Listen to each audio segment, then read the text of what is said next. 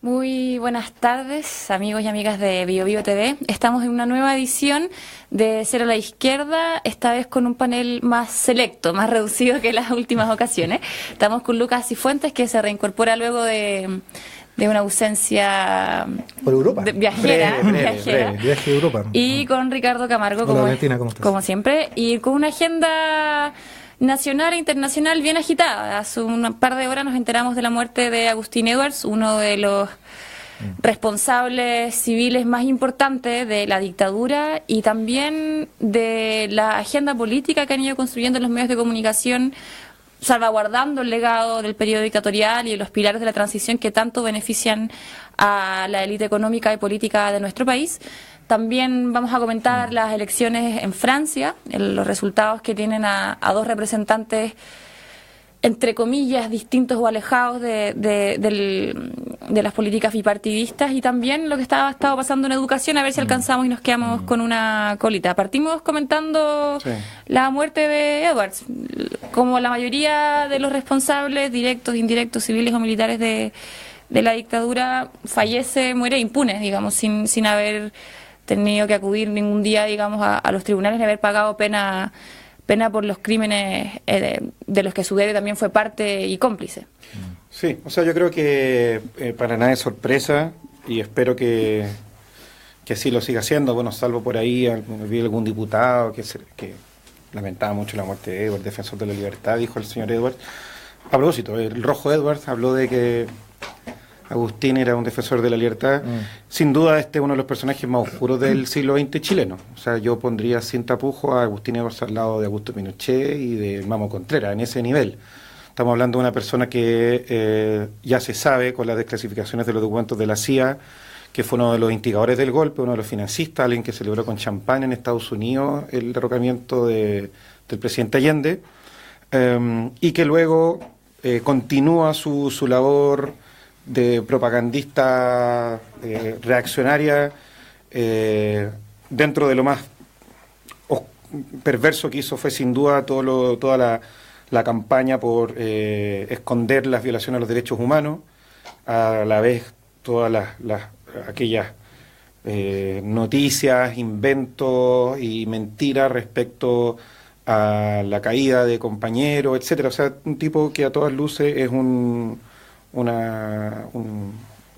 miseria para este país, pero que además, como dijo Valentina, no sufrió ningún tipo de condena, salvo una, que no hay que dejar de mencionarla, que tiene que ver con el Colegio Periodista, que hace un par de años lo expulsó, digamos, del Colegio Periodista por justamente su labor sediciosa con la dictadura, pero que además hay que tener ojo, porque Agustín Edwards no ha muerto, digamos. O sea, su legado está presente. Se fue el personaje, pero el periódico El Mercurio, que si bien ha cambiado respecto a algunas cosas como era antes, sigue siendo un diario sumamente que instala temas en cuanto a una agenda política determinada, sin mayores problemas en cuanto a la veracidad o el carácter profesional quizás de algunos de sus noticias, de sus artículos, en fin.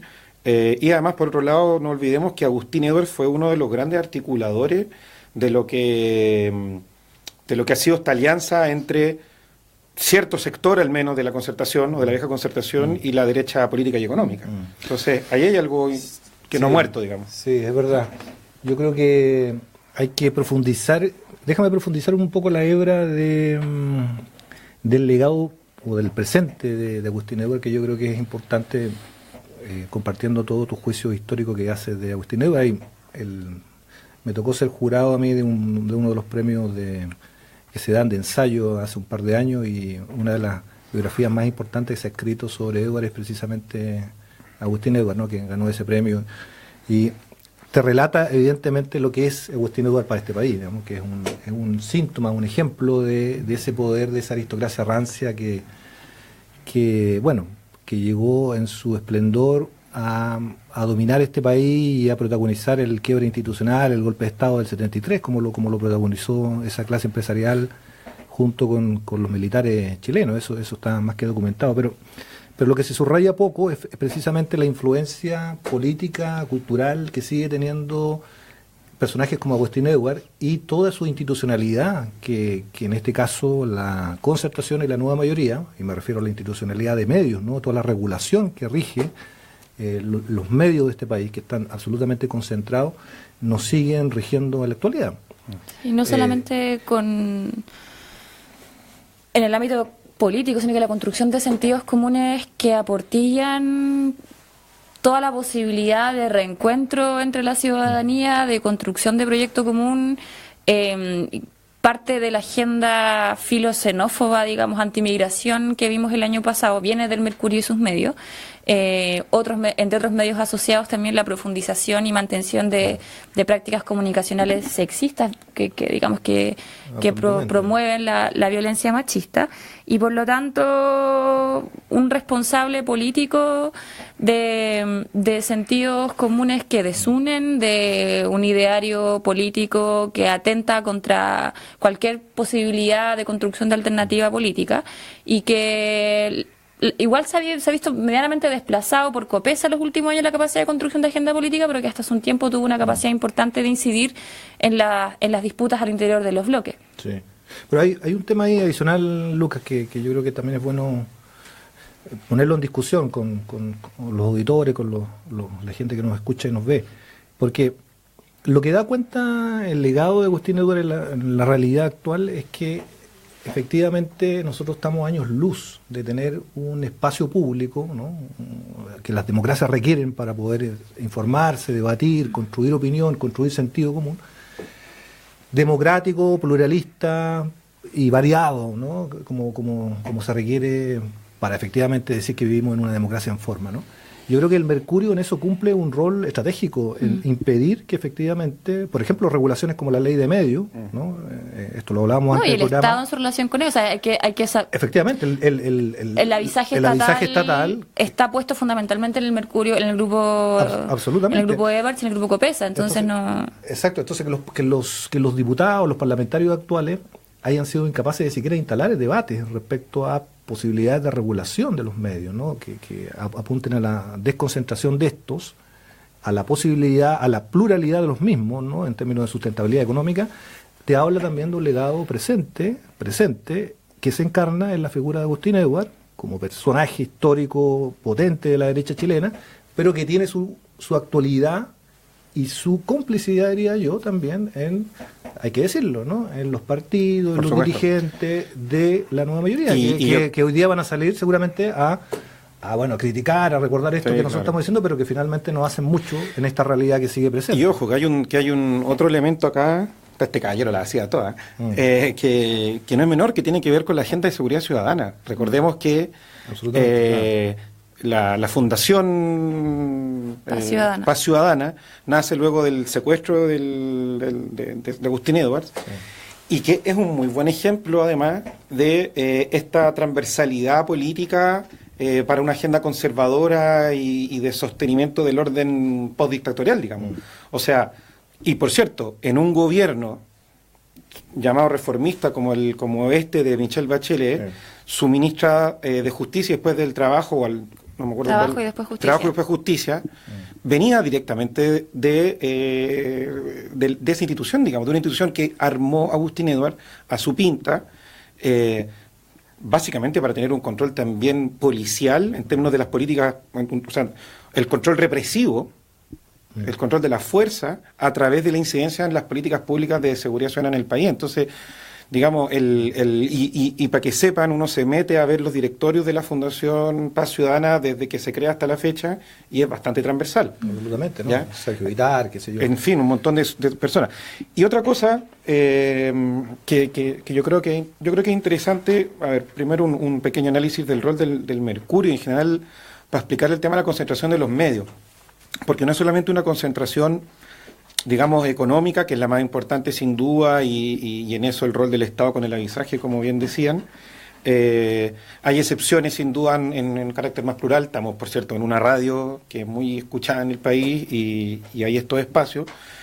Pero lo interesante, o más bien lo profundo de la construcción que ha hecho el Mercurio, por ejemplo, o Copesa, que es producto de la concentración de medios, es que si uno hace, y esto se lo escuché a una otra persona, digamos, para dar los créditos, si tú ves en Argentina, más allá de que te gusten o no el modelo argentino, tú tienes allá claramente periódicos o medios oficiales y de oposición, y que se sacan la mugre entre ellos, digamos, y que logran incluso polarizar una discusión, antagonizarla en un sentido bien profundo. Lo vimos con Cristina en Página 12, el Clarín, y hoy día con Macri, etcétera. En Chile, en el Mercurio y en Copesa, o en el grupo de ellos, en el grupo Copesa, está concentrado todo el abanico. Ahora, está concentrado en cómo ellos lo quieren presentar, al punto en que Carlos Peña es la figura de izquierda y Jaime Guzmán es la figura derecha, digamos, por poner una cosa así. O sea, te construyen, no solamente concentran, inventan o tratan las noticias de una manera ultra parcial, sino que además construyen el debate político. Ellos construyen cuál es la diversidad y cuál es la apertura. Y algo que recién ahora está empezando a agrietarse, principalmente quizás con la presencia del Frente Amplio, en que Carlos Peña sale hoy día o ayer, ¿cachai? Tratando religión democrática nos trata. Claro, de elitista y no sé qué, no sé, alguien que... Vamos a referirnos a ese tema antes, pero mira, yo creo que no podemos abandonar este tema de Mercurio sin dejar constatación, porque esto sigue siendo tan grave como cuando ocurrió, de que ni Agustín Edwards ni el Mercurio han hecho ninguna apología o disculpa pública a esos titulares que sacó la segunda en su momento, ¿no? En pleno periodo dictatorial, cuando titulaba dramáticamente, ¿no? Lo sabemos, se matan como ratas. Exterminados, ¿no? Como ratas. Exterminados como ratas para una operación que era una operación de la DINA, de exterminio de militares. O Mercurio identificando gente que supuestamente estaba... Ese ícono de la mala utilización de la información hasta el día de hoy, hasta el día de su muerte, Agustín Edwards nunca la reconoció. El inserto que hizo el año pasado, creo que fue la tercera, de hecho, no el Mercurio. El inserto para el 11 de septiembre reivindicando a un conjunto de actores del mundo militar que habían sido partícipes y protagonistas de la dictadura, reivindicando como mártir a responsables directos de la muerte y desaparición de miles de chilenos y chilenas. Ahora, yo creo que en este sentido lo interesante, y ya para dar un paso quizás a pensar en políticas, cuando se discute ley de medios, una cosa que yo creo que es importante decir es que no solamente una ley de medios significa una mayor regulación del Estado sobre estos medios para que un poco no digan lo que se les ocurra, digamos, y que no mienten y no tergiversen, sino que también tiene que ver con generar medios estatales públicos, pero también, ojo, y esto es algo que gobiernos latinoamericanos lo han hecho y gobiernos europeos también, que esta es la promoción y el apoyo al financiamiento a medios comunitarios. Es decir, y esto es muy interesante porque uno lo ve sobre todo en provincias o en sectores más alejados de las grandes capitales. Los medios comunitarios, los medios más pequeños son sumamente importantes. Las radios locales, qué sé yo. Entonces, también cuando uno dice una ley de medios, no es solamente decir, bueno, acá hay que de alguna manera impedir que el Mercurio y la Tercera mientan. Sí, por supuesto. No. O también es importante decir, acá tiene que existir La Nación y otro par de medios más financiados públicamente, o cambiar el carácter del directorio de TVN y cómo se elige, sino que también tiene que ver con que existan financiamientos claros, basales para medios comunitarios. Es importante ese punto, porque la ley de medios se confunde, no es una limitación a la libertad de prensa, es una limitación a la propiedad de los medios de prensa cuando estos adquieren un nivel monopólico, ¿no? Porque cuando tienes un medio de prensa, un propietario de un medio de prensa que tiene gran parte del mercado, o sea, tiene un porcentaje casi monopólico, tú finalmente estás atentando contra la libertad de prensa. Entonces, la ley de medios lo primero que hace, en la experiencia comparada, es poner un límite muy claro, muy democrático al porcentaje de propiedad que puede tener un grupo empresarial para medios de comunicación social de masa. Y luego, efectivamente, como dice Lucas, da promoción o permite promocionar o facilitar el surgimiento de otros medios de prensa más locales, más provinciales, más populares, comunitarios, etcétera. Y eso es muy potente para la democracia. Y eso también, tiene que ver con una definición de libertad de prensa que se entiende en Chile de la misma manera que se entiende libertad de enseñanza. Absolutamente. Nos vamos a una pausa, volvemos en unos segundos y vamos a hablar de lo que está sucediendo en Francia, de la pasada segunda vuelta de Le Pen y Macron, y a ver si alcanzamos a pasar por la agenda del Servicio de Impuesto Interno, educación, etcétera.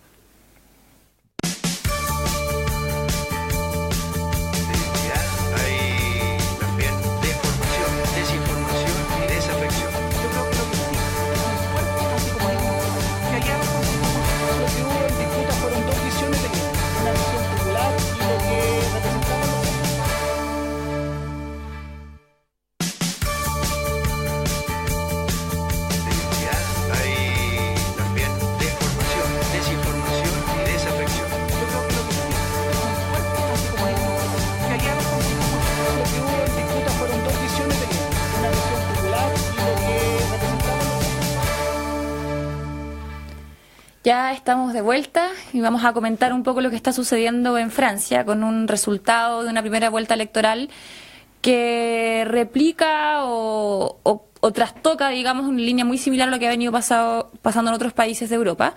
Las modificaciones o cambios profundos al escenario político con el paso a segunda vuelta de Marine Le Pen y Macron, dos candidatos alineados con el proyecto neoliberal, pero con un discurso refundacional frente a lo que se ha hecho hasta ahora en Francia. Marine Le Pen, recordemos, candidata del partido de extrema derecha, de derecha nacionalista de Francia, y Macron, un delfín, hoy, comillas, tiburón de Hollande, con un discurso ciudadanista, social liberal, intentando desmarcarse del eje discursivo izquierda-derecha, y que con componentes distintos comparten este discurso refundacional y de oposición a las élites, que si bien permitió también el avance de Mélenchon, un candidato de izquierda de la Francia insumisa, que no superaba los 11-12 puntos hace un par de años y que logra instalarse en esta primera vuelta ya con un 18-19% de la votación,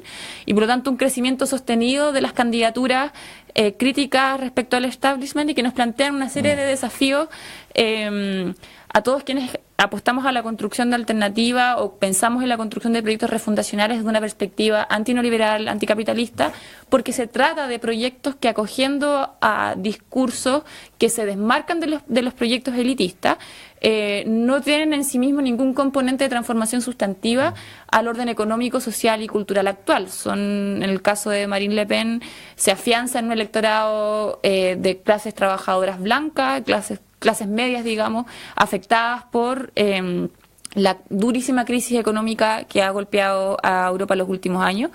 Y en el caso de Macron, también un electorado joven, un electorado crítico respecto a lo que ha venido siendo las políticas del bipartidismo, y con una participación electoral importantísima, o sea, cerca del 70% de la participación en escenarios de voto voluntario. Yo creo que hay al menos dos preguntas que son las que es interesante debatir, y que tiene que ver primero con el relato que se construye hoy día y la relevancia del componente discursivo de la construcción de proyectos alternativos, que lamentablemente ha sido comprendido en Chile de manera muy superficial, y tienden algunos actores, incluso dentro del mismo Frente Amplio, a reproducir discursos de muy poca densidad política, y que dejan de lado el segundo elemento importante, y que es decir, cuáles son los actores políticos y los actores sociales con los que queremos levantar proyectos. Es decir, no basta con una épica, con un rato refundacional, que es necesario, que hay que profundizar, y con el cual hay que saber interpelar a las mayorías que hoy día están descontentas con el modelo, que padecen ya sea de manera privada o en espacios de organización el malestar social, pero que es un discurso que hay que dotar de un horizonte estratégico claro, digamos, y que no puede ser un discurso refundacional a secas. Absolutamente. Mélenchon saca 19.6, que no es menor, 3 décimas abajo del candidato de socialista, que saca 19 puntos. No socialista, el candidato de la República. Claro. 19.9, si que no recuerdo mal. Porque efectivamente la reflexión que yo quería hacer era en relación al candidato socialista. Porque analizar la elección de Francia, en realidad, a mí me parece importante traer a colación un marco teórico, que es el marco que sugiere Chantal Mouffe, que por lo demás es una pensadora belga que conoce muy bien la realidad francesa, y que ha dicho hace mucho tiempo, ya viene diciendo hace mucho tiempo, que lo que está pasando en Francia, y no solamente en Francia, ¿no?, sino que en gran parte de las democracias europeas, es una pasada de cuenta finalmente a los partidos socialdemócratas, fundamentalmente el Partido Socialista francés en este caso, que no olvidemos, saca 6% en esta elección. O sea, hay el debacle mayor lo sufre el Partido Socialista francés, un partido que históricamente había peleado las primeras posiciones, que había pasado segunda vuelta, bueno, que estaba ahora en el poder con Hollande, y que sufre una debacle mayor. ¿Qué pasa con esos partidos? Finalmente son partidos socialdemócratas que abandonan la política de articulación social, la constitución, en el viejo discurso, la constitución de sujetos políticos, y finalmente adoptan lo que se conoce como la pseudopolítica, ¿no? Una política de medio, una política de falsos consensos, que no articula socialmente intereses reales de la población, porque no nos olvidemos, tanto el electorado de Mélenchon como el electorado de Le Pen son electorados que han reivindicado, han encontrado en esas alternativas, que son muy distintas ciertamente, han encontrado en esas alternativas un paraguas que acoge demandas reales, sentidas, efectivamente, ¿no? Evidentemente, el caso de Le Pen, esas demandas son acogidas desde una perspectiva xenófoba, sabemos, racista, ¿no? Populista de derecha, pero en el caso de Mélenchon, efectivamente hay un discurso que articula con un grado de trascendencia histórica, política, ¿no? De sujeto social real, como es la tradición de Mélenchon, esas demandas. Entonces, finalmente lo que estuvo en disputa, ¿no? Y lo que va a seguir estando en disputa en Francia, creo yo, y eso no va a acabar, es ¿cuáles son los sujetos políticos o las fuerzas políticas que realmente articulan una política de constitución popular, finalmente, ¿no? Que dan cuenta de demandas reales que han sido abandonadas por la socialdemocracia europea? Y ese es el paralelo más claro. Las dos primeras mayorías en los segmentos con ingresos menores a los 3.000 euros son Le Pen y Mélenchon. Sí, después vamos a Macron, que yo creo que tiene otra explicación. Pero en primer lugar me interesaba destacar eso, porque finalmente ese es un paralelo muy claro con lo que pasa en Chile, en este caso, con toda la nueva mayoría, no solamente con el Partido Socialista acá, que han construido una política vacía, una política que abandona efectivamente las demandas más sentidas de la población. Es cosa de ir a recorrer cualquier población de una comuna periférica como Maipú, Cerrillo, Quilicura, que me ha tocado recorrer estos últimos tiempos, y tú te encuentras con demandas muy sentidas por la población, sobre todo medioambientales, que no son acogidas por el sistema político, no son acogidas por la nueva mayoría en ningún caso. Entonces ese es un primer destacado que hago respecto a la elección. Y ahí, después volvemos a Macron. Sí. Dos cosas, a propósito de lo que decías tú, Ricardo. Lo pueden ver seguramente en la página web, no sé si al tiro o más tarde, justo antes que nosotros ingresáramos al estudio. Bueno, yo estaba dentro, de hecho. Estuvo el senador Girardi haciendo una cápsula donde... Una defensa, en realidad, de la nueva mayoría. Claro, donde él, bueno, ustedes la pueden ver y evaluar. Pero él decía una cosa que me llamó mucho la atención y justo estaba dentro. Que él decía, solo la nueva mayoría puede expresar una diversidad tal, está temblando, bastante fuerte. Bueno, pero puedes continuar porque tú eres claro. El Lucas Cifuentes. Solo la nueva mayoría puede... Sí. Dale. Seguimos ya. Sí. Solo la mayoría puede expresar... Lo que pasa es que está temblando este programa es en vivo, así que... Tenemos que darle nomás... Un temblor no le hace mal a nadie. Uy. Que se puso bien fuerte. Un poquito más grande ahora, ¿no? Pero no hay nada que se caiga, así que... No, tenemos buenos focos. Eso pasa cuando empiezas a hablar de un senador como yo. No, claro, si él pasó por acá, algo tenía que pasar. El patriarca de la nueva mayoría y algo bueno, tenía que pasar. Sí. Perfecto. Seguimos. Sí, fue fuerte. Bueno, le pedimos tranquilidad a los auditores. Edwards, yo creo. Le pedimos tranquilidad a los auditores, fue fuerte el temblor, así que tranquilidad y... Nosotros seguimos acá. Ojalá que no se les caiga los platos, cosas por el pie. Y se produjo ahí un... No lo quisieron recibir, lo tiraron de vuelta. No lo queremos de vuelta. Que se quede allá. Bueno, la noticia se va a trasladar seguramente al temblor, pero podemos seguir con el capítulo de Girardi para terminar. Claro, ¿no? Entonces él decía, tenemos una diversidad que va desde la democracia cristiana al Partido Comunista, pero todo eso finalmente es una diversidad formal. Yo no quiero entrar sin duda no voy a referirme en términos negativos respecto al Partido Comunista en este caso, porque sí, efectivamente el Partido Comunista tiene un nivel de expresión de sectores sociales muy distinto. Pero ¿cuál es la diversidad real de la nueva mayoría? ¿Te fijas? Porque que unos digan, que unos salgan a decir de que votarían por Piñera y otros que quieren votar por Guillermo, eso no es expresión de diversidad alguna, no expresa proyecto, no expresa proyecto popular en ningún caso. No articula realmente sectores sociales medios, por ejemplo, profesionales progresistas con sectores populares, qué sé yo. Entonces... ¿Qué estoy diciendo con esto? Ahí primero hay un paralelo que decía. Y lo segundo, y esto me llamó mucho la atención, que es evidente, yo creo es de perogrullo, pero en París Le Pen no sacó más de un 5%. No. Ahí fue Macron. ¿Perdón? Macron ahí el ganó. Claro. Entonces, Le Pen sacó un 4,9%. Ahora, yo pienso lo siguiente. Esto... yo lo veo del siguiente punto de vista. Sí, es evidente que están en los pueblos pequeños, sectores menos cosmopolitas, en fin, donde el fascismo rampante de Le Pen toma más fuerza.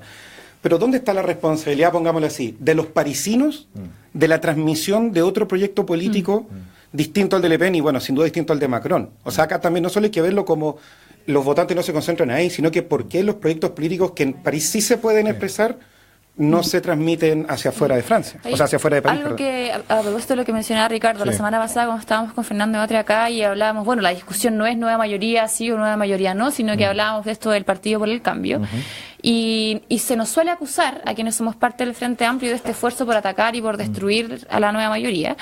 Y es una acusación bien oportunista. Yo creo que ahí lo que hay que analizar en la línea de lo que planteaban ustedes es por qué a los proyectos socialdemócratas o socialliberales, porque socialdemócratas, la nueva mayoría y la concertación nunca tuvieron nada, digamos. Hay que seguir subsidiándolo. ¿Por qué fracasan, digamos, estos proyectos? En el caso de Chile es muy distinto al de Europa porque no hubo algo así, ni siquiera algo parecido, ni siquiera la tercera vía, es decir, como sí lo fue en Europa, pero se trata de pactos políticos que no fueron pactos sociales, al menos en América Latina y en particular en Chile, hubo una renuncia de entrada a la construcción de actores, de sujetos políticos, y por lo tanto hoy día yo estoy plenamente de acuerdo con lo que dice permanentemente Alberto el último tiempo en los medios, de que la nueva mayoría no es una coalición, hay un proyecto político.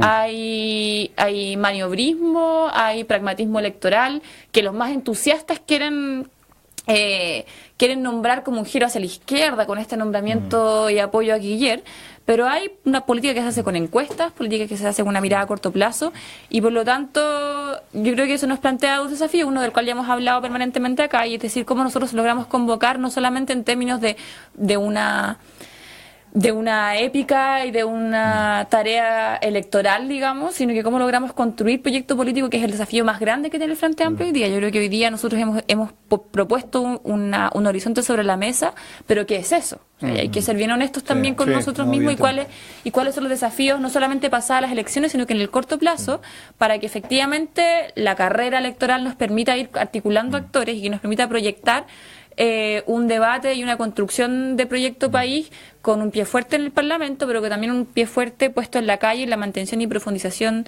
de organización social. Y creo que otro elemento, otra lección importante, así como a lo mejor puede ser un poco a la rápida, y que tiene que ver con qué es lo que cuáles son los discursos, las identidades y las posiciones a reivindicar en momentos de crisis donde se desordena, digamos, el escenario político. Y ahí yo creo que es peligroso entrar con un discurso o épicas políticas que no hagan el esfuerzo de tensionar o de ampliar el espectro. O sea, una cosa es entrar a jugar en una cancha desordenada donde efectivamente las identidades están diluidas, donde sabemos que el eje izquierda-derecha no solamente en Chile, sino que a nivel global tiene una crisis de representación respecto a los electorados tradicionales, de que hay un montón de gente que no se identifica con los proyectos políticos que usualmente ocuparon ese eje, pero eso no nos obliga a renunciar a la disputa de ese clivaje. Y yo creo que ahí hay un error importante que se suele hacer, y que es que para entrar a disputar un eje político que está desordenado, pero que está sumamente neoliberalizado, tendemos a abandonar el ejercicio de disputa. Y yo creo que hoy día lo que corresponde a quienes venimos de una tradición vinculada a los movimientos sociales, pero también una tradición de izquierda, es lograr construir un discurso amplio, refundacional, que se haga cargo del sentido común de época, que yo creo que estamos todos de acuerdo que es un sentido, una demanda por cambio, y que es una disputa que no se ha cerrado, que se abrió el 2011, pero que está en disputa todavía, digamos. Yo creo que es el principal desafío que tenemos hoy día, cómo instalamos un relato y una convocatoria que se haga cargo de manera convocante y mayoritaria la necesidad de cambios profundos en nuestro país, y que al mismo tiempo vaya reconstruyendo identidades políticas nuevas que se hagan cargo de las subjetividades actuales, pero sin desentenderse de lo que han hecho cientos y miles antes de nosotros y nosotras. Yo creo que tenemos ese desafío como principal tarea. Absolutamente. Cuando tú hablabas, Valentina, yo pensaba en que la historia se puede construir al revés. En Francia, de hecho, se construyó al revés, porque este discurso que tú estabas relatando bien, cuando comienza el temblor fuerte, hay que decirlo, ¿no?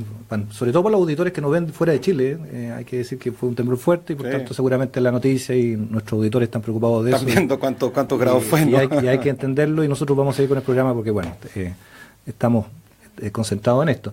Pero fíjate que Girardi no pone sobre la balanza algo que pasó en Francia, que lo que impidió la victoria de Mélenchon fue precisamente el Partido Socialista, porque el Partido Socialista francés es el que saca 6%. Claro. Si esa votación efectivamente se hubiera ido hacia Mélenchon, bueno, gana Mélenchon y no gana ni Le Pen ni esta derecha aguada que sale con Macron.